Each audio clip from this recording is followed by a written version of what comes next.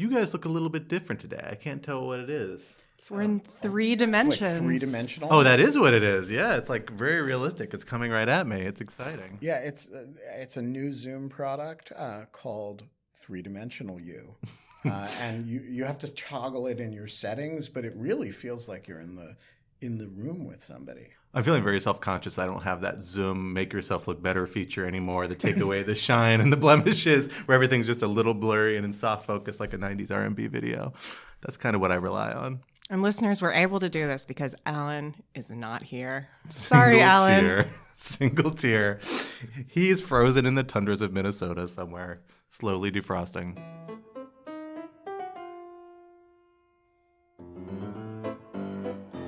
Hello, everyone. Welcome to Rational Security 2.0, a.k.a. Rational Security in the Multiverse of Alan-less. Because today I am here, one of your co-hosts, Scott R. Anderson. We're here with my other co-host, Quinta Jurassic. Hello.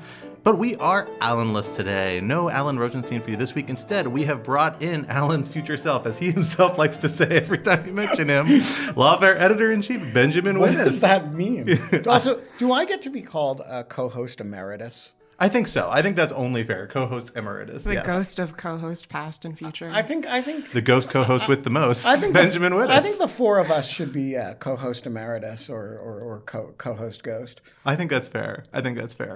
Yeah, absolutely. I do not know what it means that he says your future you. I can't remember if I made this joke before or not, but I think it does mean that if you find gold bars duct taped to your back, you need to run. It's a Looper reference for anybody who didn't see that film. An excellent film. Excellent film. Agreed. Really underrated sci-fi movie. So happy to have you here with us today, Ben. It is great to be here, and it is fabulous to be in both of your physical presences, especially because this is the second time in 2 days I have been in the same room with both of you, which is almost like the before times when, we saw each other every day. Because the pandemic is over no matter what science or the numbers tell us. Yeah, flash forward to 2 days from now when Scott and I both go down with COVID. Well, exactly I will not, because I have achieved Ubermensch status, having been triple vaxxed and had COVID.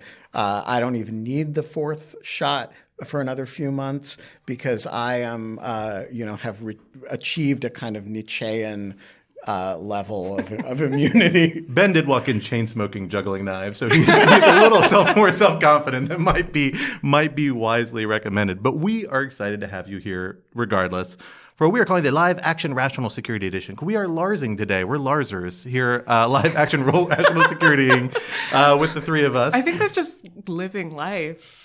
Is it? You're not role-playing. We're just existing. Wait a minute. I'm not sure I remember. Can't we say LARPing? Live action No, but we're not role-playing. We're live action role podcasting. Live action real podcasting. We're learning live action real podcasting. That's exactly right. I'm happy to have you here with as my fellow LARPers as we pass through some of the week's big national security news stories, including the following. Topic 1, sharing is caring. Earlier this week, an unnamed senior U.S. official indicated that the United States is providing targeting information to Ukrainian forces, only to have other officials walk back that assertion almost immediately. What is actually happening, and why is the Biden administration so paranoid about discussing it openly? Topic 2, the chief's thief.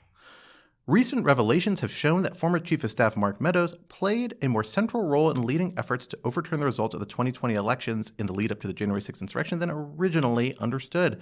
But the Justice Department still has taken no steps towards prosecuting him for contempt of Congress, for refusing to fully comply with the January 6th committee's investigation, and he continues to challenge those efforts in the courts.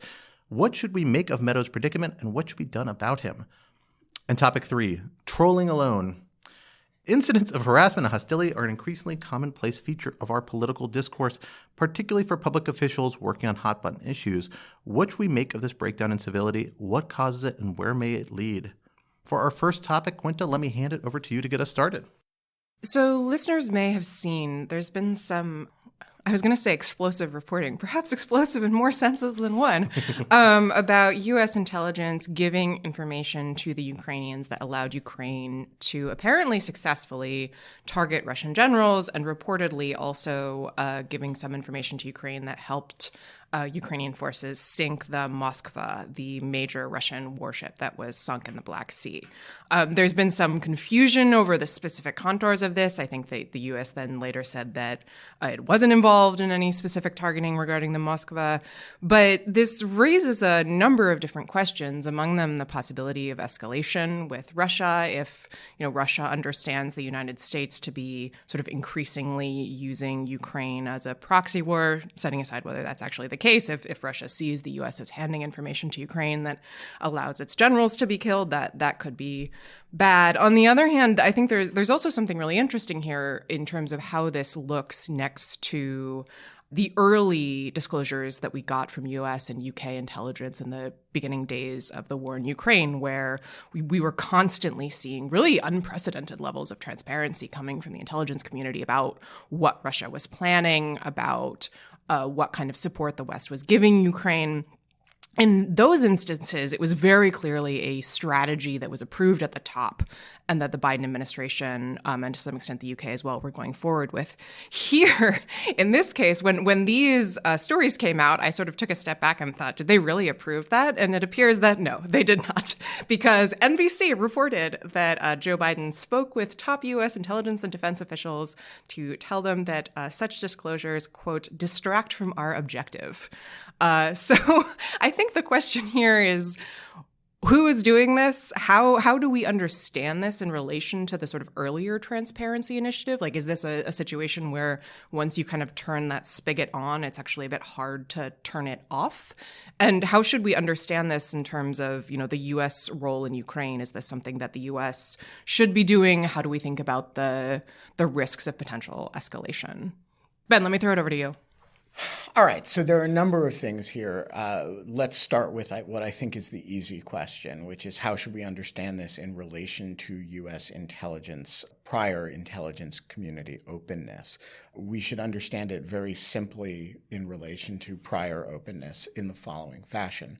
The U.S. was never open about its own activities. We were open and transparent about Russian activities and intentions, and which is to say we were doing what the intelligence community always does, which is sharing intelligence, only doing it with a much wider aperture on the share. That is, we were giving a huge amount of intelligence directly to the Ukrainians. We were also talking about it publicly.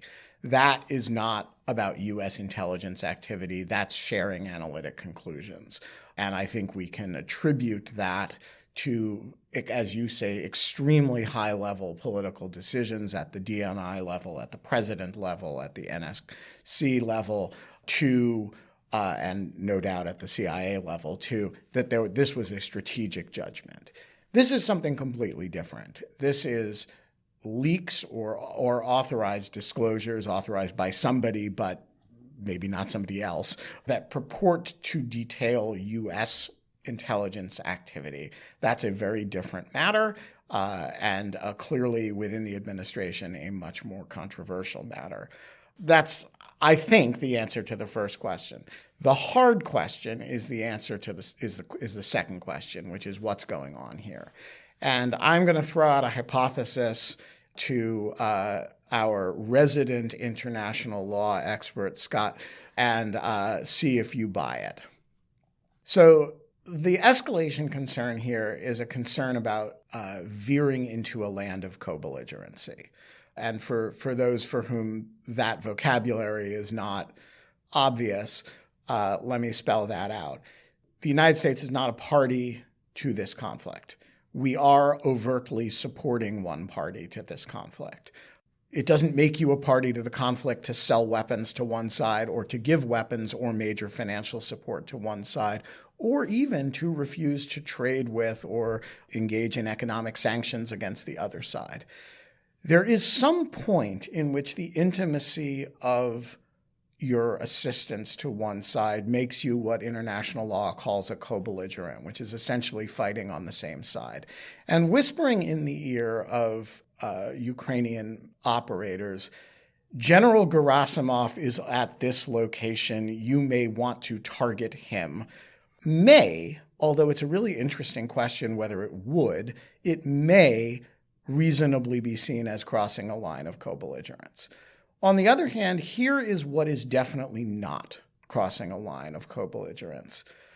We believe the Moskva is in the following location and is planning to launch attacks on Odessa. Not telling you what to do about it. By the way, we also gave you a weapon system a month ago and trained your people in how to use it. That's not co-belligerence. Selling the weapon system, training the people, and giving them a warning that a major warship is coming to attack a city.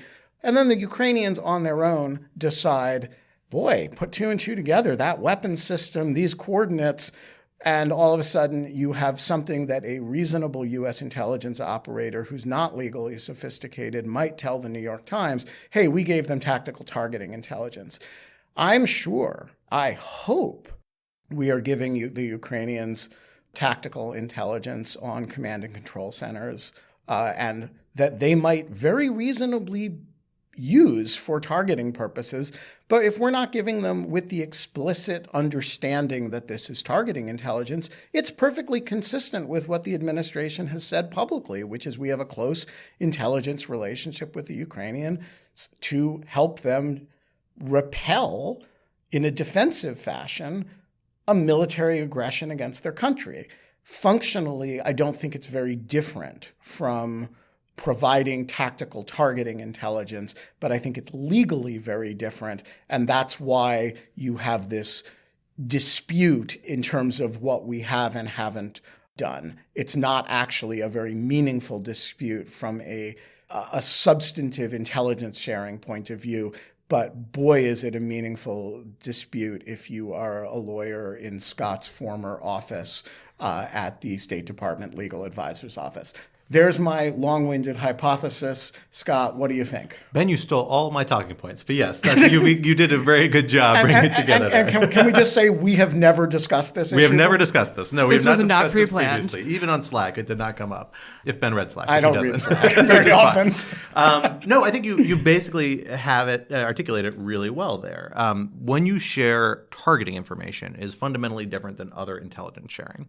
Or at least it can be perceived that way if other factors align, because at a certain point, if you are directing foreign forces, providing an essential degree of support that not just like makes an attack possible, but actually knowingly facilitates it and directs it and is participating in those sorts of decisions, you get much, much closer to the line where people say you are a combatant, you're engaging in this attack.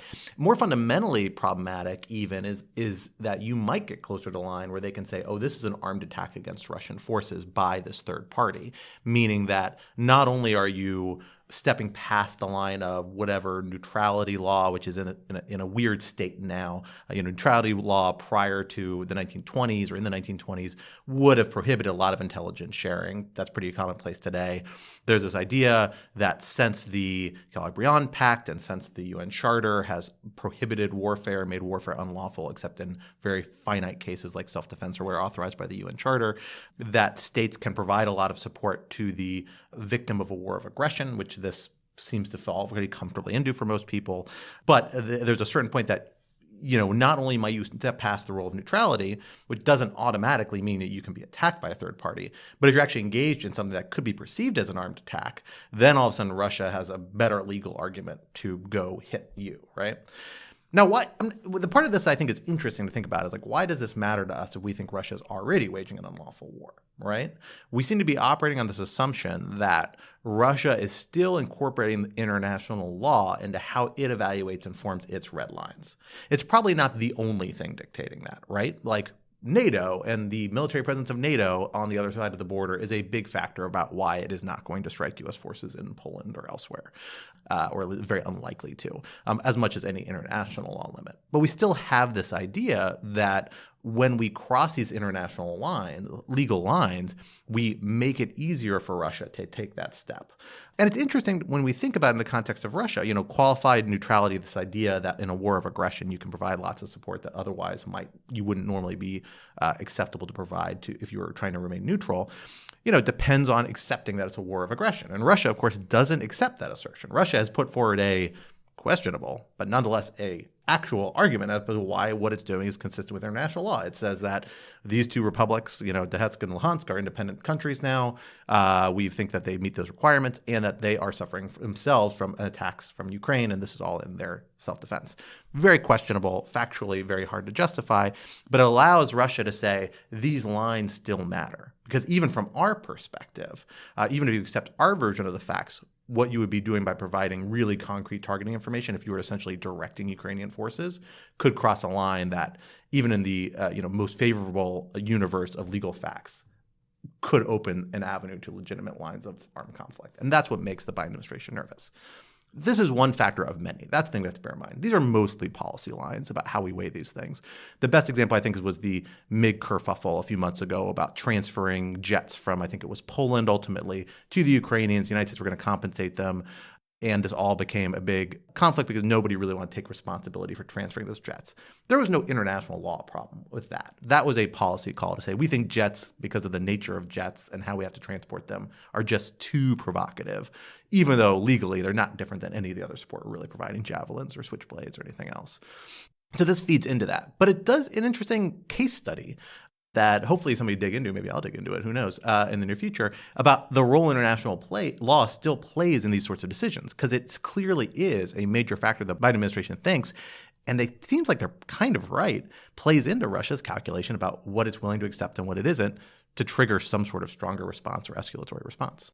So I guess my question then is, to what extent do we think this tactic by the United States is risky and the disclosures are risky? I mean, because if we're thinking about policy lines in addition to legal lines, like the reporting that the U.S. had some role in allowing the Ukrainians to sink the Moskva strikes me as potentially concerning insofar as the Moskva was really like I don't know if it was literally the flagship, but it was a big ship. It was very important. It was a big deal that it sank. It was pretty astonishing that it sank.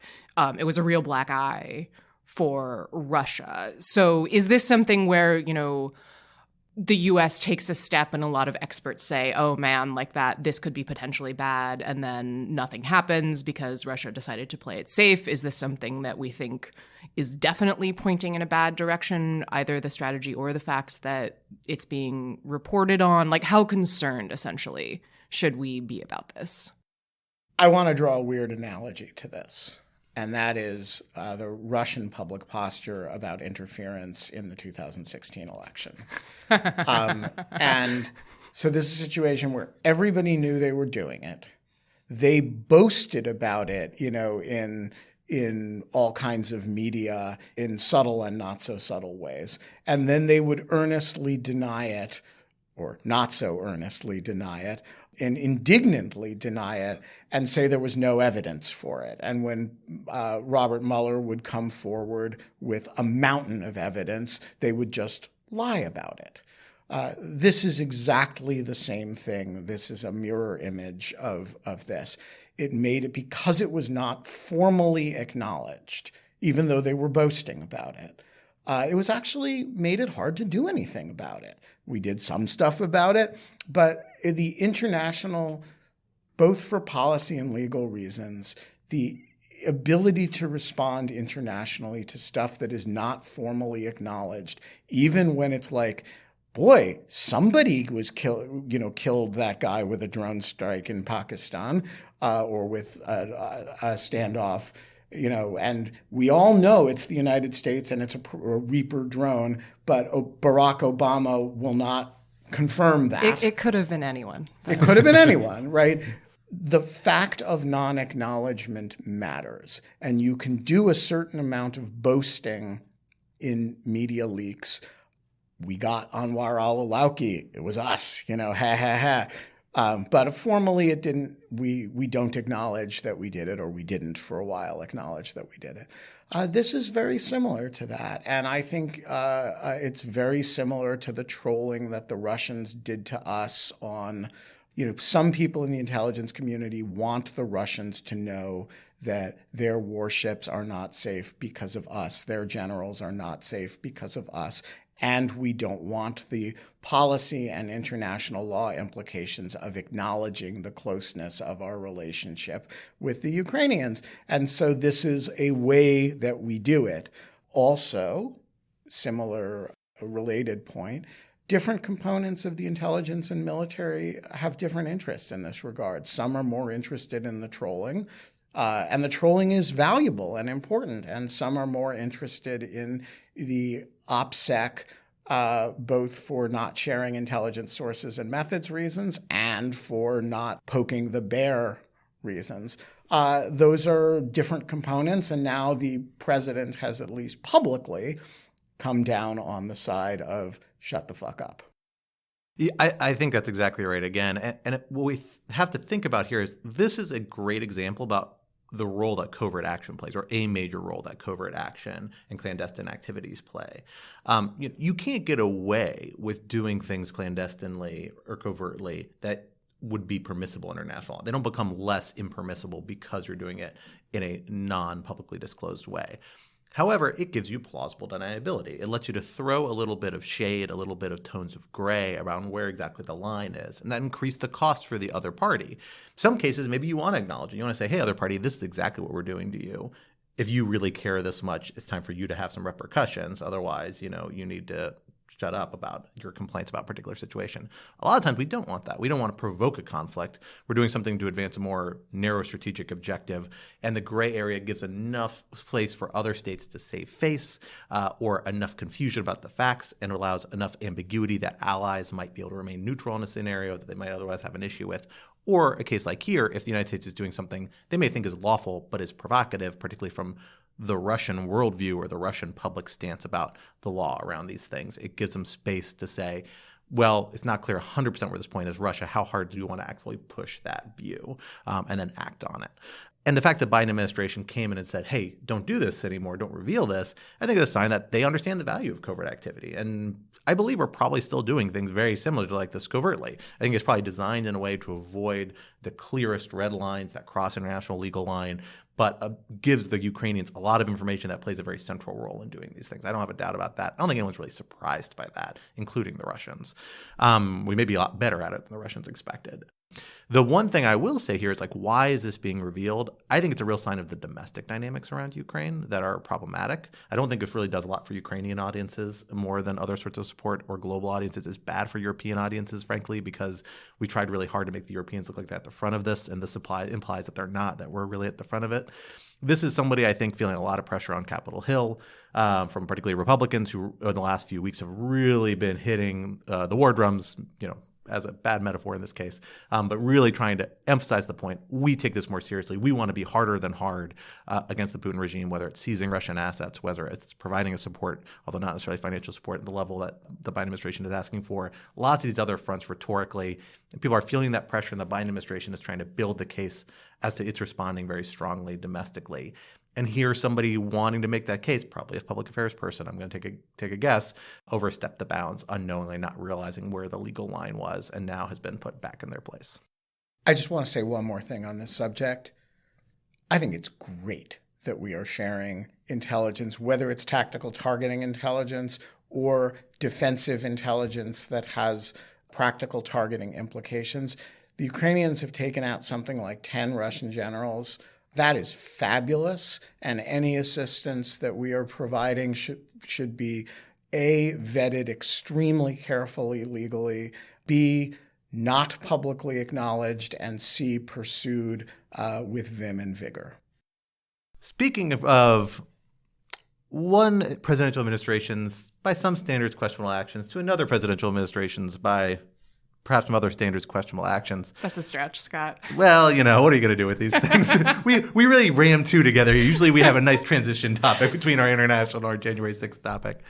But our next topic is one Mr. Mark Meadows, former chief of staff to former President Trump, where we've gotten a number of stories recently really laying out in more detail a narrative that we've only really gotten snippets of up until the last few weeks that some people have put together, but we're seeing folks in the January 6th committee from the media really begin to knit together a story of Mark Meadows playing a much more integral role in the weeks between the 2020 election and the January 6th insurrection in leading efforts on behalf of former President Trump to potentially overturn the 2020 election results in one way or another and turn them in a direction in former President Trump's favor.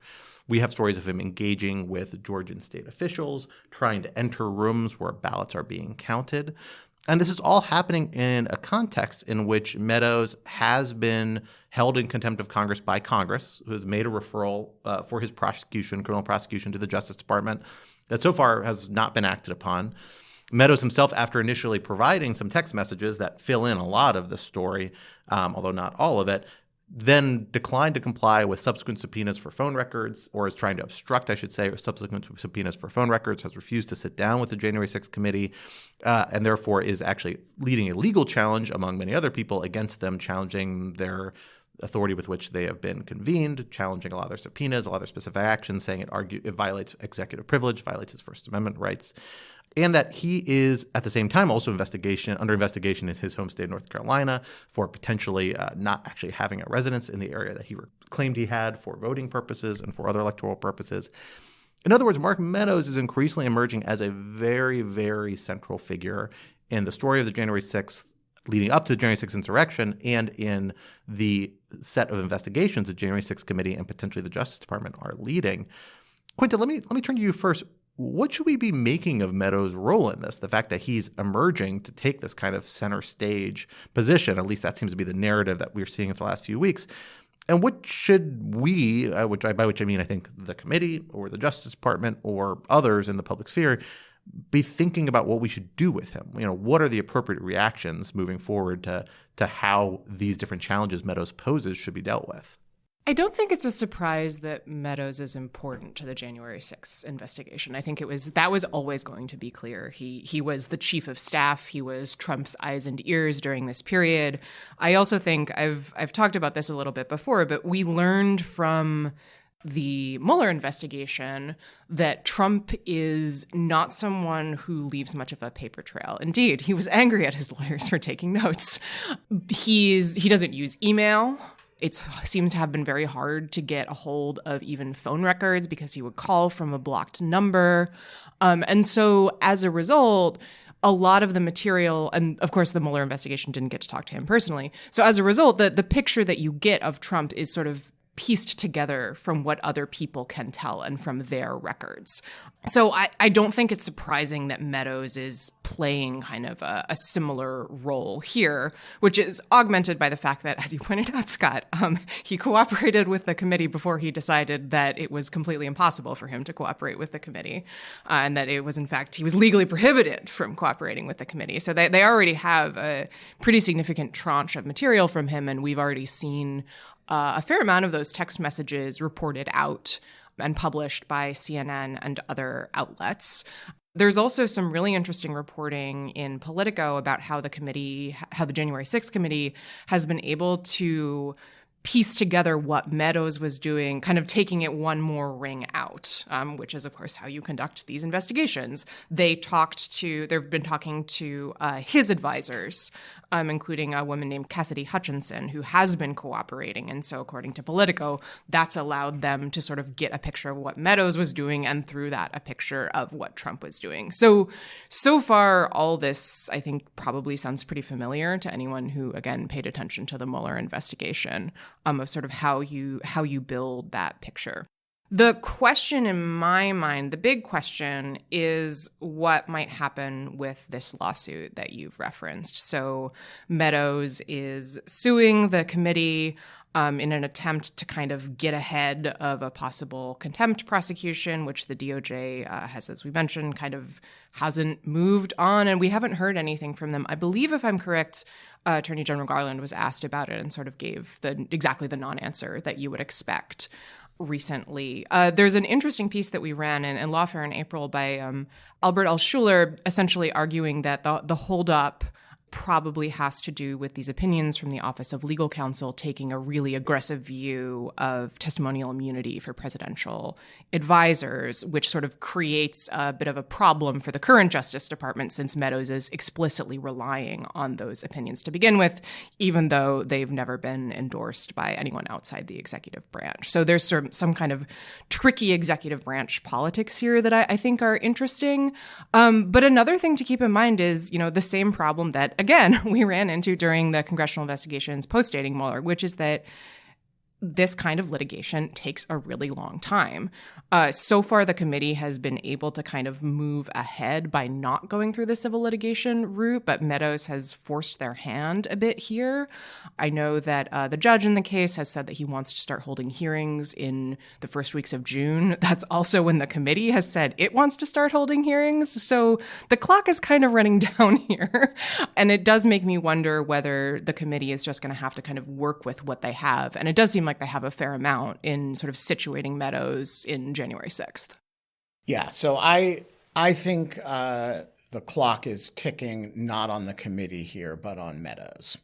And let me give a few reasons to think that, Meadows has fought hard here, but his position is going to get difficult real fast.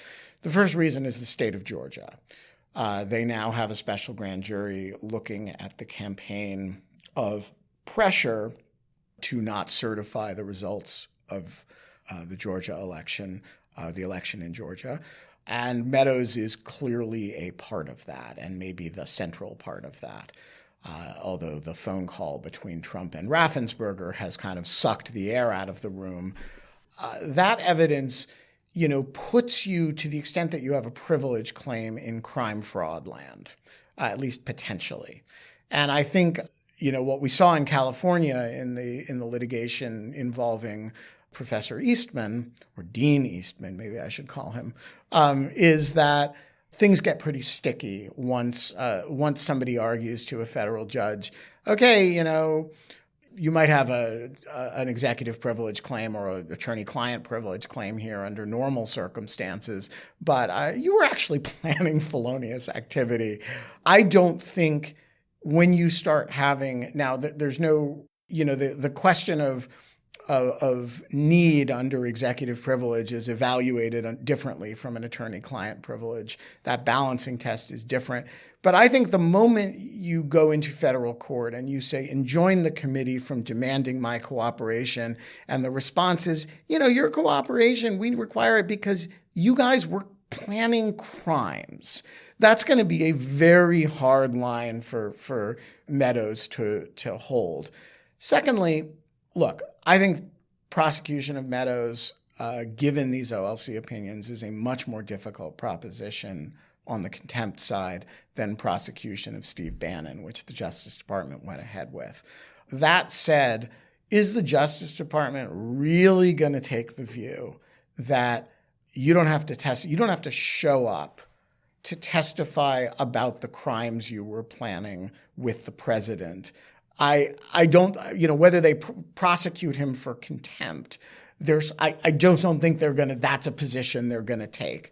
And then the third thing is the deadline for the committee isn't June. The deadline for the committee, they will continue to gather evidence until they go out of existence, if they do, if and when the Republicans take Congress. So the immediate deadline may be when they hold their public hearings. But boy, if it's August or September and Mark Meadows runs out of running room, they'll reconvene an extra hearing to have him there. So I think it is not the committee that the clock is running down on.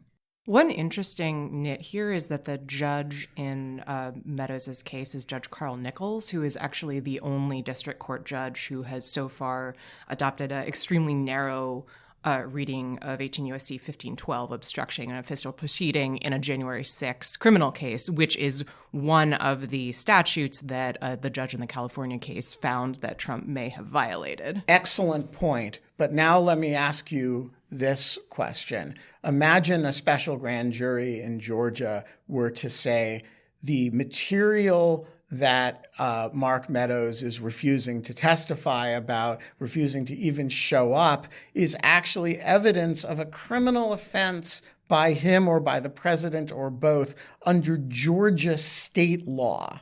How is Judge Carl Nichols going to react to that? Yeah, that's fair. And he has said that he's seriously considering a motion for reconsideration on that front. But I did want to point out that nit. Well, and I think this feeds into this kind of interesting question about the Justice Department's stalling on this sort of prosecution. I think Altshuler has a point here about the challenge of these Office of Legal Counsel opinions. And this feeds into what has become one of my pet complaints about the administration that I've voiced on here before, which is that we haven't seen the Office of Legal Counsel revise any of these very problematic legal opinions that are still very public, that we saw a wave of which get released in the lame dunk period at the very end of the Trump administration to put down public markers on legal positions. Most of the ones at issue here had already been released at that point, but nonetheless are on the books and reflect a very, very, very aggressive view of executive privilege and how it operates in contexts like these. The best I can make of the situation is that it appears that there is, at a minimum, a lot of internal wrangling happening around these opinions, a lot of bureaucratic choke points. And that's the nature of any sort of big policy setting change in legal position, even across administrations. Wait, I have breaking news. Oh. Lawfare co-founder Bobby Chesney has been named the dean of the law school at the University of Texas. Whoa, congratulations, Bobby. This has nothing to do with the matter that we are under discussion. But it is a bit of good news. Bobby is also being held in contempt of Congress. There is no chance that Bobby will be held in contempt of anything. He is held in extremely high regard, the opposite of contempt, and excited congratulations to Bobby Chesney and my dear friend and co-founder of this site. Bobby, anybody who has not had the opportunity to meet Bobby, he is not only a phenomenal scholar, he's also just a phenomenally nice guy and a great professor and a killer guitarist. And so it's great to see him rise to these ranks. Congratulations, University of Texas. Sadly, this means the odds of us getting him as a guest on Rational Security are probably now at an all-time low. But never say never. We will see what we can do, Bobby. So come back to the Meadows point. You know, the fact that we have seen the Justice Department not be able to get to the point of taking action on these OLC opinions, I think is indicative of the fact there probably is a lot of bureaucratic wrangling. There are a lot of choke points when you try and repeal and amend these things. It can be very complicated. It requires a lot of political will to get over. And Garland, I think one of his virtues is he's trying to stay out of career officials' work, trying not to force any sort of decisions or escalate things. There's a certain point where that becomes impossible, and you have to actually force things through bureaucracy. That's the nature of bureaucracy, but he's not quite there yet. I suspect they're waiting for this district court opinion to be a forcing mechanism.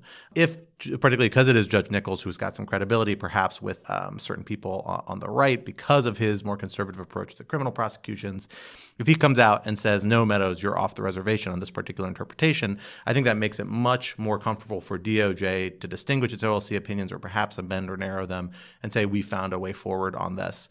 Not because that's something they couldn't do already in changing their view, but because it gives internally the lawyers saying we should be sticking with this view. This is the right view. One less leg to hang on. Now, will the district court opinion be enough? Nichols could rule the other way, of course. And ideally, frankly, you'd probably wait for D.C. Circuit appeal and review and then see if it goes on and back now and it's, things like that. What, November? And now it's well past November. Like, that's the problem. They don't have that time frame here. And I don't think Garland is unaware or insensitive to that. I think the district court opinion strike me as a very good compromise to say, look, we've tested this theory, we've put it before a judge, and it has either lost or not lost. And in that sense, I think the civil action that Meadows has initiated is pretty important and should be getting perhaps a little bit more attention, particularly those that care about criminal accountability for the people involved.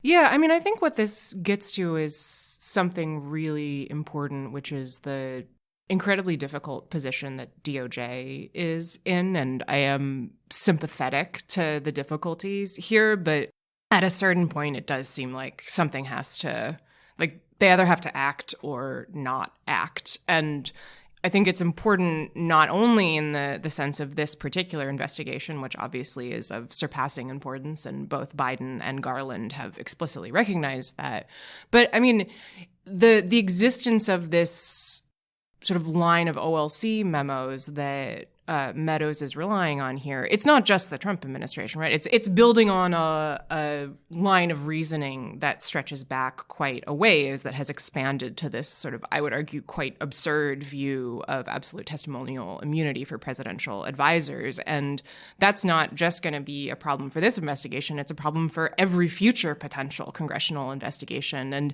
as we've seen from the Trump administration, I would argue that we need a lot more power to hold the presidency accountable. And so I worry not only about the implications for the Meadows case, for the January 6th investigation more broadly, but also just like looking forward, how are we situating this in the broader scope of what the Biden administration is doing, and it's the little time that it has to secure reform of the presidency. Yeah, I would just say on the matter of the OLC opinions, I agree with you that the current posture of OLC on a lot of things is related to this is extravagant. And that reflects the accretion of precedent over a long period of time across administrations followed by a sort of hyper-aggressive effort to encode those on the part of the Trump administration. The question of how you whether and how you unravel how much of that is a super hard one, and it is not best done in the context of bringing criminal complaints, criminal indictments for contempt, because the defendant, in this case Meadows, would have a legitimate claim that as an executive branch official at the time, he was bound by those OLC opinions, not merely relying on them, and they're still on the books, right? So how can you hold somebody in contempt for, as an executive branch official, following, not hold, how can the Congress can hold him in contempt, of course, but how can the executive branch indict him, prosecute him for following the executive branch's own opinions that they have not withdrawn? And so it puts the Justice Department in a very difficult position. I'm confident I agree with you that they need to unravel some of this. I'm not sure what the right way to do it is. Can I say I think one of the more interesting parts of this investigation that I think has become really evident, the January 6th investigation the last few weeks, and Washington Post, I think it was the Post, had an interesting piece on this, is the importance of junior people in this investigation. Because the reaction to the stonewalling by Meadows and a number of these other people by the January 6th committee does seem to have been, well, then we need to subpoena their assistants and their special assistants and the 23-year-old fresh off the campaign trail that they pulled in to help them organize paperwork. And it's really interesting. These people could make executive privilege arguments. They would be weaker arguments, but they could make them. I'm not sure the logic of a lot of what, particularly when you see, Bannon and other folks who were not in the White House making executive privilege arguments. Certainly these people who were in the White House could. And there are some cases where, frankly, the executive branch should say these people are protected by executive privilege. But there's both the fact that legally the case is probably a little weaker. The further you get from the president, from the substantive decision-making of the president, your case kind of gets weaker and weaker, even if you're still in the White House. But then more fundamentally, I think the real difference maker for these people is that they are just neither bought in nor have the confidence that whatever the Trump administration machine is, whatever the network is that Meadows and other folks who are taking these big risks think they are still going to turn to for jobs and political support in the future. And that's a reason why they're willing to take these personal risks. Just isn't there for these young people, or they don't see themselves as being a part of it. There are some young-ish people like Dan Scavino, pretty senior guy, but still pretty young, early-ish in his career. I think he's younger than I am. He's certainly emotionally younger. Emotionally younger than I am. He may not be. Actually, I think he's a little older than I am, but he's about my age. I like to think I'm a young man early in my career. And so they are, they've got buy-in, but they've got a long road ahead of them. They've got to navigate through multiple future administrations. They've got a little bit of different calculus than Meadows, who's very bought in and frankly is in the prime of his career / the late stages of the prime of his career, probably. And so it's an interesting calculus here. And it kind of raises the question, I think, how much of this was a strategy from the outset, how much of these big fights and the fact that we knew these things were going to take months led the committee to start really focusing and do these big scoops of these more junior people to get these interviews, because they've got a pretty solid story to tell now. They've done a good job. It's been pretty impressive. Tim Heaphy and whoever else has been heading up this effort, Denver Riggleman and the whole rest of the crew, they've got a lot more here despite the obstruction of these senior people. And that's pretty exceptional. I'm very interested to see what we hear come June, July, and August. And hopefully people will tune in, take a break from vacation and tune in to see. Well, speaking of enraging behavior by senior officials, let's talk about enraged behavior and enraged response to other people's behavior by non-senior officials, which is to say day-to-day Americans who really seem, I think the technical term is fucking pissed off about everything. There is a new article in The Atlantic by a woman whose name I have trouble with, Quinta. I think I've heard of her. Juricic, about how pissed off Americans are at each other, and not just Americans. She writes, "The rise in anger is not exclusively an American problem. Incidents of unruly passenger behavior also increased in Canada." This is on travel means over the course of 2021. And a majority of respondents to one United Kingdom study reported having had arguments, become angry, or ended relationships with others because of the pandemic. Responding to surveys by Nature and the Australian Science Media Centre, researchers also spoke publicly about COVID-19 in the UK, Germany, Australia, and elsewhere, reported persistent harassment in response to their media appearances. It is safe to say, however, that ground zero in the irrational anger department seems to, in democratic dialogue, seems to be the United States, where everybody's yelling at each other all the time. We all seem really pissed off, and how much this has to do with the pandemic, with Donald Trump, with right-wing media, or a subject Quinta doesn't cover in the article, with woke mobs attacking people online for minor deviations from orthodoxy. It does seem like something has changed in American politics, and Quinta writes about the degree to which this is affecting law enforcement priorities. Both the National Security Division under Matt Olson, the Assistant Attorney General, and the Attorney General himself have spoken publicly about the need to address threats to and attacks on officials, flight attendants, and other school board members. As somebody who has been the subject of a fair bit of angry attacks and rhetoric, despite being a middle-aged white male of precisely the sort who is thought to be immune from such things. And is usually doing it. And is also, I find this subject fascinating, and I'm intrigued by the question that underlies Quinta's article, which is, what has really changed here, and where is this going? Before we get to Quinta's thoughts on the subject, Scott, what was your reaction to the article? I thought it was a great article, of course. Thank you. Of course. No, I mean, it's a really useful kind of survey of what is definitely a real trend I think we're all experiencing, and particularly those, frankly, that are in service professions or that are in public office, where they are at the cruxes of these high-pressure, hot issues, are really feeling it. And I got to say, the thing that it made me think of, actually, was a phenomenon that I thought a lot about back when I was an undergraduate, which was kind of the heyday of the internet, if you will, when it was first getting big with social media. Before it got bad. Before it got bad. I think 80s. No, this was back in the mid-2000s.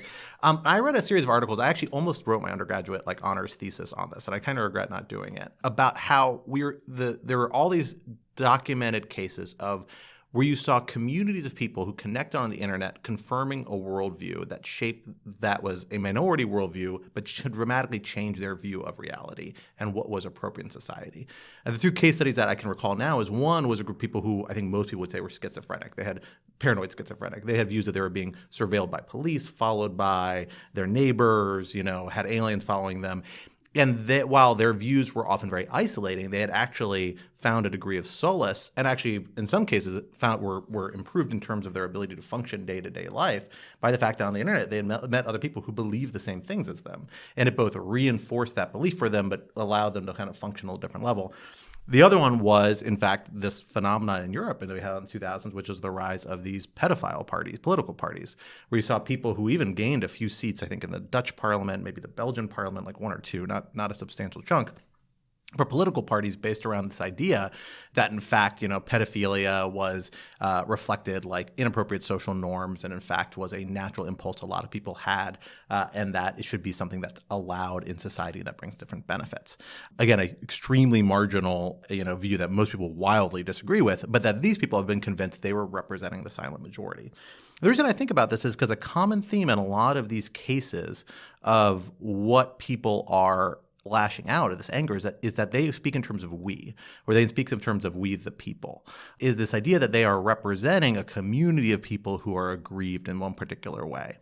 And I have to say, while I hate to be like, the 30-something dude blaming things on the internet, I kind of blame things on the internet a little bit in this, in terms of it is, and perhaps especially in the pandemic time when our ability to engage in person directly with our neighbors has become more constrained, our view of reality and what the social values our neighbors share and what they will approve and won't approve strikes me as increasingly formed by these communities that are a little bit self-selecting and reinforce certain values.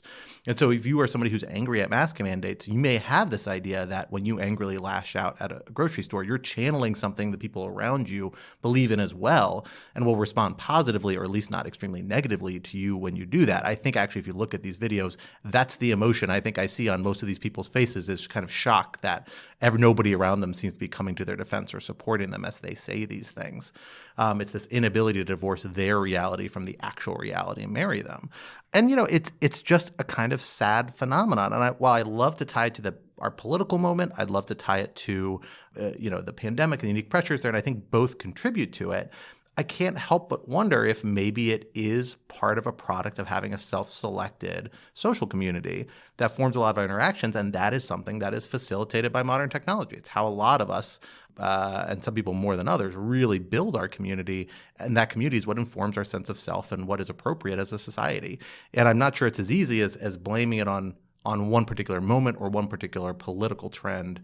I think there's maybe more symptoms than causes to some extent, or at least there's a little bit of a feedback loop.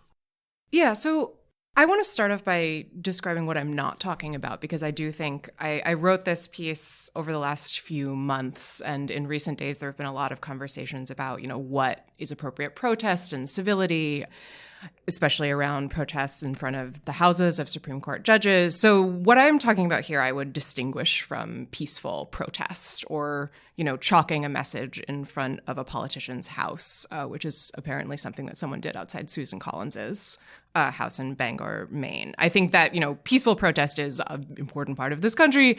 And what I'm interested in here is, as we've been talking about, harassment, rage, threats of violence, and the extent to which those have, I think, become increasingly mainstream to the point where, Ben, as you pointed out, it is changing law enforcement priorities. And people are asking law enforcement to look into it more aggressively. What really struck me about all of these different cases, and I think there's a spectrum from the people yelling at a barista because they don't want to put on a mask to the sort of vicious, really sustained harassment that, for example, election workers in local facilities across the country have faced from people who think that they stole the 2020 election. But the sort of sustained harassment really struck me because it reminded me of something that I researched when I just started working with Ben, when we were writing about the kind of harassment that women got online, particularly sexualized harassment and violence. And one of the arguments that we were both making then is that this kind of vicious behavior is something that was experienced very particularly by women. And, it's something that is experienced by people who are vulnerable in some way online. And the interesting thing, I think, about what I would describe as a kind of wave of threats and harassment and violence in politics is not just that it is targeting people who are vulnerable, like a barista, a service worker, somebody who's not in a particularly stable job, but that it has also expanded to target people who would previously maybe have been safe. So Ben, you noted your own social position, but in seriousness, I mean, when we talk about threats to election workers, a lot of them are threats to election workers, especially in the South and in the Midwest, who are Black. A lot of them are also to, white Republican men. who would previously not have been, the picture you would imagine of someone getting an enormous amount of internet harassment. And so what strikes me about this, what I think is a trend, is an expansion in who engages in this kind of harassment and how politically appropriate it is, but also in who is targeted, and that's sort of expanded outward. Yeah, so I just want to say, I don't think Quinta is saying in this piece, and I certainly wasn't saying, although I'm sure somebody will interpret it that way, that we should regard this as a problem now that it has reached stable, reasonably financially secure white men.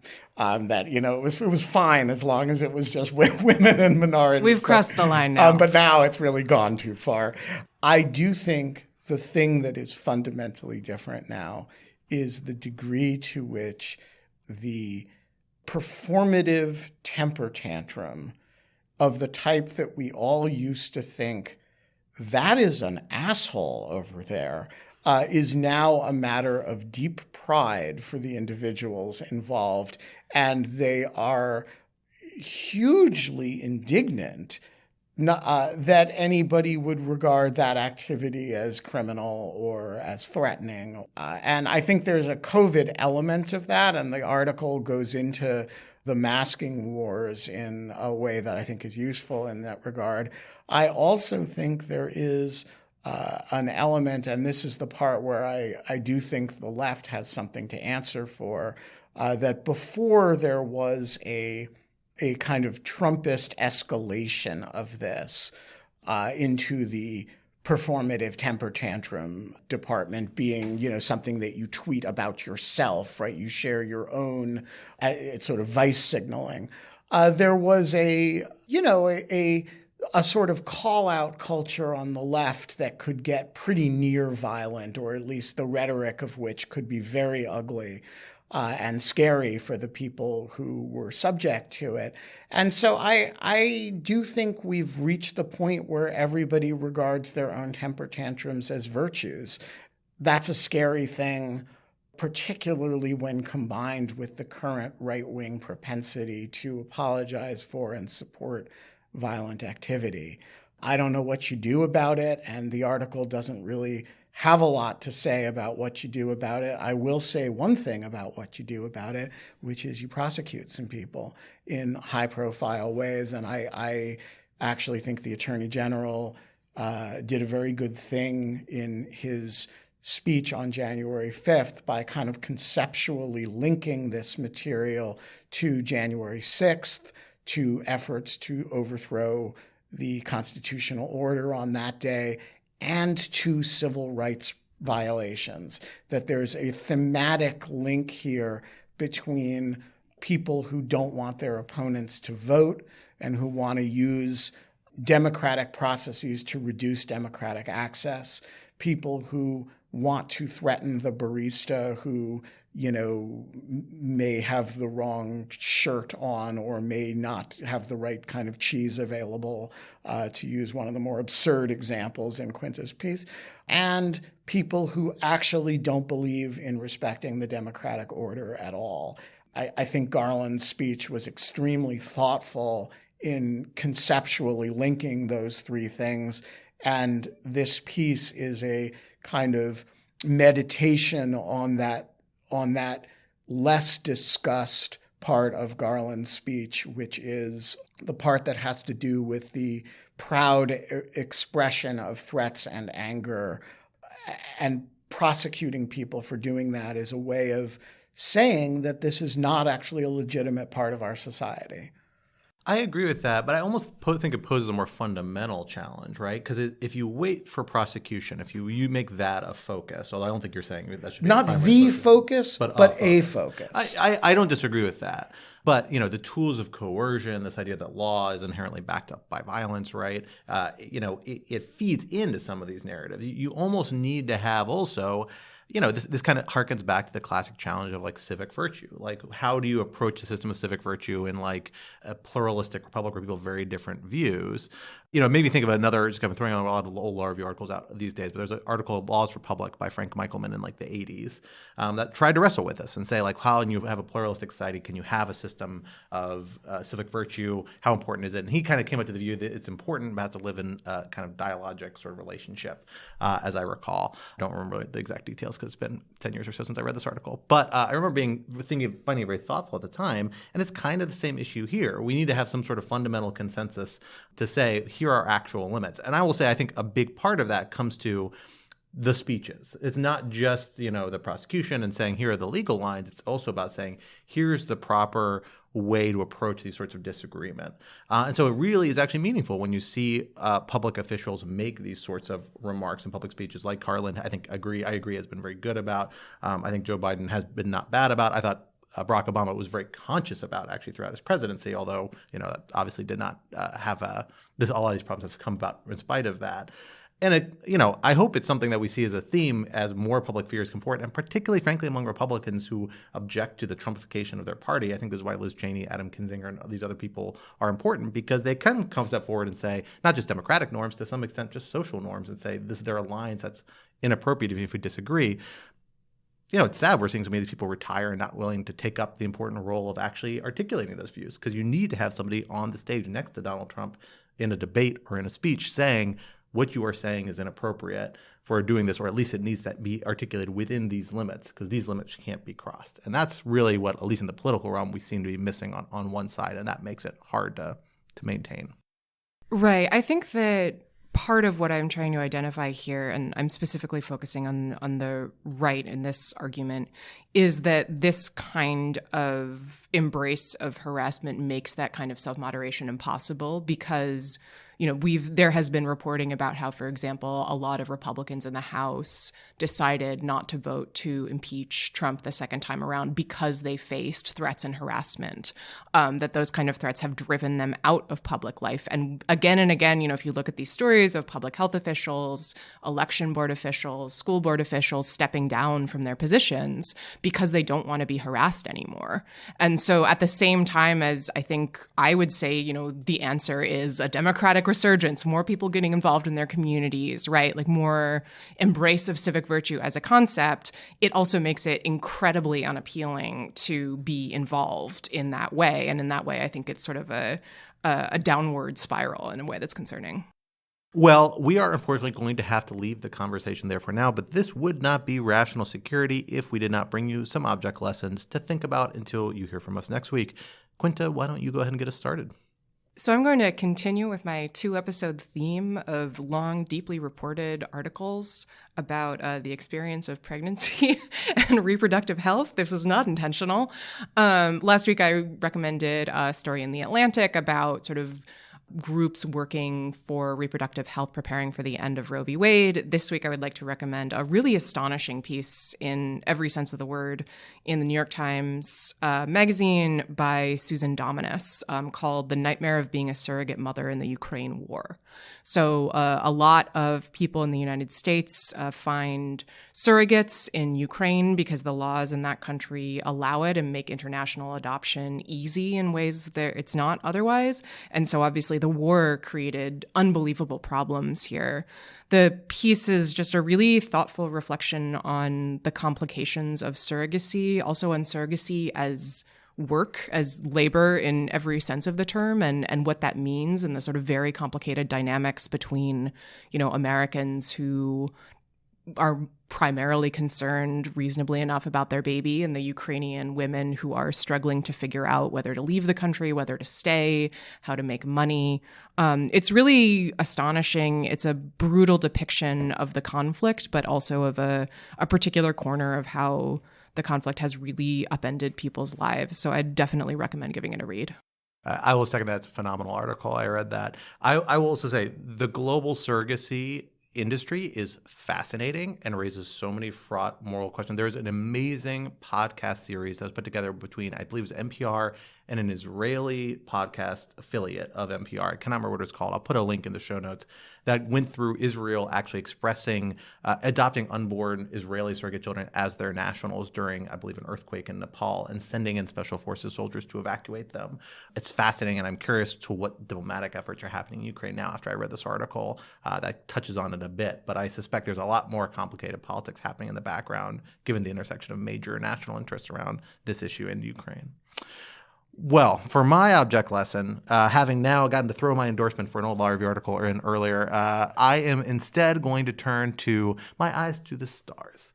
Because as some of my colleagues know, I am a man with lots of interests and lots of hobbies. And one of those hobbies and interests is outer space. And every once in a while, something just gets... Space law, specifically. Space law and accoutrement to go around it. And every once in a while, something like gets under my skin. I get really into outer space and reading a lot about it again. And all this talk of Elon Musk, for whatever reason, if people just mention SpaceX exists, and I begin thinking about it. And I've spent a lot of time over the last few weeks when I'm like in bed trying to read before I go to sleep, scrolling through a bunch of stuff about space and space colonization and space travel. And NASA has this amazing site that I had somehow never seen before that pulls together a map of the solar system and gives you a kind of like a 3D tour of every astronomical body and like also sending satellite and mission we have out in our solar system all the way out to the Kuiper Belt and the Oort cloud and like all the way out. And then I think it even goes beyond our galaxy, but that's I don't think we have a lot more detail there. It is just a phenomenal read about all these different planets and things we know about them. Amazing images and videos. And I'll also say I will also give an endorsement. I believe it's Patrick Byrne, who is a astronomy professor who posts these amazing images of from satellites and of outer space and from the surface of the moon and from Mars that are just phenomenal. And so I encourage people to dig into this. I think it's such a fun area to read and think about the possibilities what we're inching closer to every day about outer space and traveling and living there. It's a great little vacation read if you have a little free time and you need to unwind and think about something other than your day-to-day life. I highly recommend it. So I'll put the links for those in the show notes. Ben, why don't you bring us home? Well, I'm going to use my object lesson to announce a new podcast that doesn't yet exist. Because I'm sitting in a room with Ian Enright of Goat Rodeo. And this morning I did, for the first time, I ran a Twitter Spaces because a whole lot of people had questions about our little operation against the Russian ambassador's residence. Speaking of harassing people at their houses, we did what we call an illumination with a projector and a spotlight of the Russian ambassador's residence. A lot of people had questions, and so I did a live Twitter Spaces, which I'd never done before, in which you can take questions from people on audio live on Twitter and get different people to speak. And in the middle of doing it, I suddenly had an idea for a live podcast that I'm going to experiment with, which is Voices from Ukraine, me talking to them with a live audience over my morning coffee, and then sending the audio to one Ian Enright and the Goat Rodeo team. And so it will have an element of a radio call-in show designed to allow Ukrainian intellectuals and journalists and refugees, regular people, and maybe even some people who are actively engaged in the fight to have conversations with international audiences, both in a live setting and in subsequently delivered by podcast medium. I was very impressed with Twitter Spaces as a technological platform and just as an ability to have an audio conversation, basically your own radio call-in show with anybody who wants to join, have a certain amount of granular control over it. And so going to be experimenting with this. Stay tuned. Yes, lots of Ben's podcast experiments yield long-standing and welcome fruit, including national security. So who knows where this may lead? From one podcast experiment to another. Exactly. Well, that brings us to the end of this week's episode. Rational Security 2.0 is, like its forebear, a production of Lawfare. Follow us on Twitter at RATL Security and be sure to leave a rating or a review wherever you might be listening. While you're at it, visit lawfareblog.com for our show page with links and past episodes for our written work and the written work of other Lawfare contributors, and for information on Lawfare's other podcast series, including our daily Lawfare podcast and our forthcoming special series on the programmatic failures that led us to leave so many of our partners behind in Afghanistan allies. Be sure to sign up to become a material supporter of Lawfare on Patreon for an ad-free version of this podcast and other special benefits. Our audio engineer and producer this week was Ian Enright of Goat Rodeo, and our music, as always, was performed by Sophia Yan. We are once again edited by the wonderful Jen Patcha Howell. On behalf of my co-host Quinta Jurecic and our special guest Benjamin Wittes, I am Scott R. Anderson. That's co-host emeritus to you. I'm sorry. Co-host emeritus Benjamin Wittes. I am Scott R. Anderson, and we will talk to you next week. Until then, goodbye.